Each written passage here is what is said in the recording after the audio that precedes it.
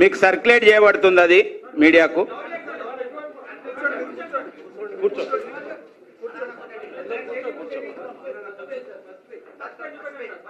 First page ఇది.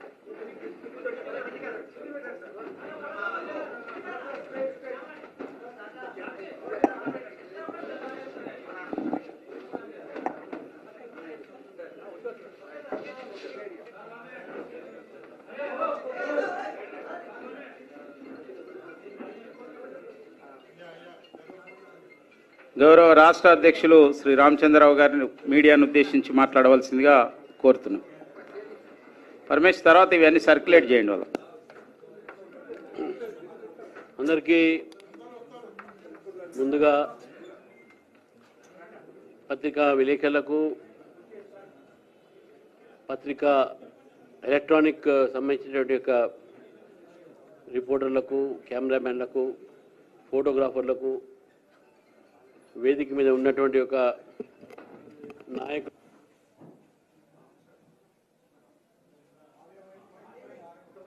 అందరికి కూడా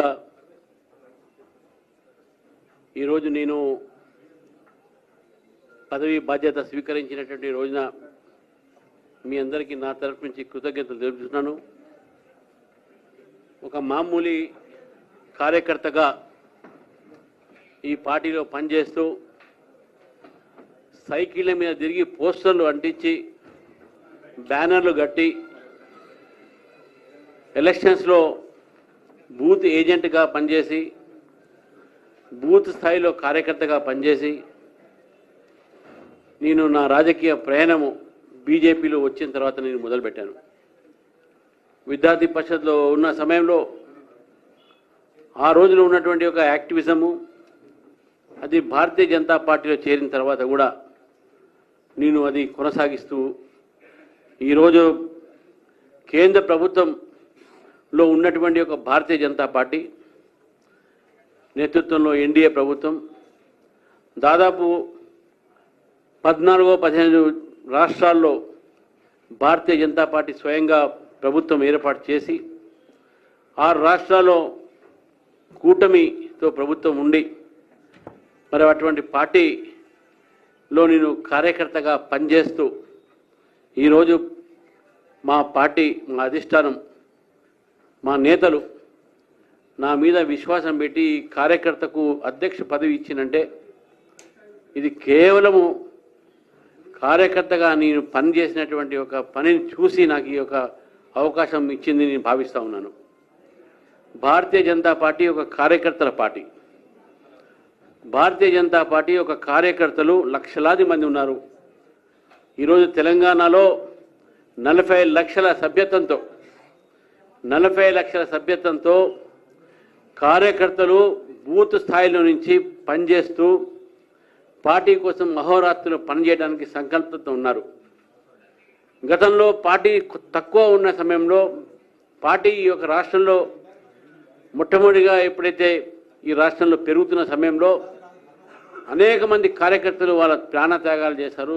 వారి యొక్క అన్ని రకాలుగా కుటుంబ త్యాగాలు చేశారు. ఎన్నో త్యాగాలు చేసిన తర్వాత పార్టీ ఈరోజు ఇంత దూరం వచ్చింది.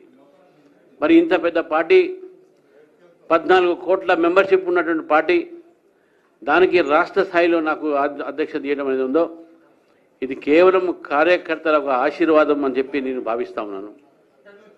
నేను అహోరాత్రులు కూడా కార్యకర్తగా పనిచేస్తూ కార్యకర్తలను కూడా నేను మీ ద్వారా కోరుతా ఉన్నాను. తెలంగాణ ప్రజలు భారతీయ జనతా పార్టీ చూస్తూ ఉన్నారు. ప్రజల ఒక ఆకాంక్ష భారతీయ జనతా పార్టీని తీసుకురావాలి తెలంగాణలో అని నేను ఎప్పుడు చెప్తా ఉంటాను. కాంగ్రెస్కో బీఆర్ఎస్ ఈ 2 పార్టీలు కూడా ఇక్కడ పరిపాలించినటువంటి అవకాశం దొరికింది.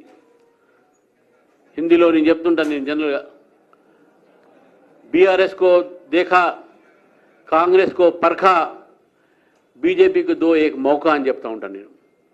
ఈసారి ప్రజల ఆలోచన కూడా భారతీయ జనతా పార్టీని గెలిపించాలి, అధికారంలో తీసుకురావాలి అనేటువంటి ఆలోచనతో ఉన్నారు. నేను ముఖ్యమంత్రి రేవంత్ రెడ్డి గారిని ఈ యొక్క రోజు ఉత్తరం రాశాను. వారు చేసినటువంటి ఒక వాగ్దానాలు గతంలో ఎన్నికల సమయంలో మేనిఫెస్టో తీసుకొచ్చి ప్రజలను తప్పుదారు